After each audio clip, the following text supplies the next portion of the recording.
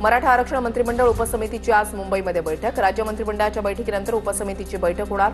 मराठा समाजाच्या मागण्या मान्य केल्यानंतर अंमलबजावणीबाबत चर्चा होणार। मंत्री अतुल सावेंच्या उपस्थितीमध्ये ओबीसी महासंघाची बैठक। ओबीसींच्या मागण्यांसंदर्भात चर्चा करणार। उपसमितीमध्ये बैठकीमध्ये भुजबळांचं म्हणणं ऐकून घेणार। चंद्रशेखर बावनकुळेंची माहिती।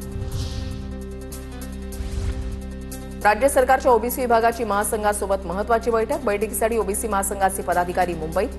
परिणय फुके, बबनराव तायवाडे बैठकीला उपस्थित राहणार। बैठकीमध्ये भुजबळ उपस्थित राहणार का याकडे लक्ष। बंजारा समाजाच्या बैठकीमध्ये हैदराबाद गॅझेटियरमध्ये बंजारा हे एसटी असल्याची निष्पन्न झाल्याची सूत्रांची माहिती। बंजारा समाजाला एसटीमधून आरक्षण मिळावं अशी मागणी करणार सूत्रांची माहिती। तर मंत्री संजय राठोड आणि इतर आमदार बैठकीला उपस्थित। कोल्हापुरात गोकुळ दूध संघाची आज वार्षिक सर्वसाधारण सभा। नावीद मुश्रीफांच्या अध्यक्षतेखाली गोकुळची सभा। शौमिका महाडिक व्यासपीठावर उपस्थित राहणार नाहीत। दूध संघाच्या कागल एमआयडीसीमधील पशुखाद्य कारखान्याच्या परिसरामध्ये सभा। भाजपामध्ये पक्षप्रवेशाचा धडाका सुरू। रावेरचे माजी आमदार भाजपामध्ये प्रवेश करणार। माजी आमदार अरुण पाटील भाजपामध्ये प्रवेश करणार। भाजपा प्रदेशाध्यक्ष रवींद्र चव्हाणांच्या उपस्थितीमध्ये पक्षप्रवेश।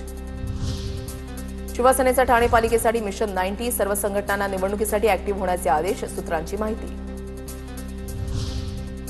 शिंदेच्या शिवसेनेतील नेते जितेंद्र जनावळेंची विधानसभा प्रमुखपदी नियुक्ती। नियुक्तीनंतर जनावळेंचे विलेपार्लेमध्ये अभिनंदनाचे बॅनर।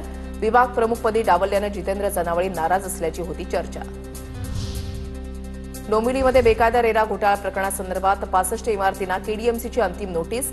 समर्थ कॉम्प्लेक्सवर आज पालिकेचा पडणार हातोडा। मुख्यमंत्र्यांच्या कारवाई न करण्याच्या आश्वासनानंतर अचानक कारवाईची नोटीस आल्यानं रहिवाशांमध्ये भीतीचं वातावरण।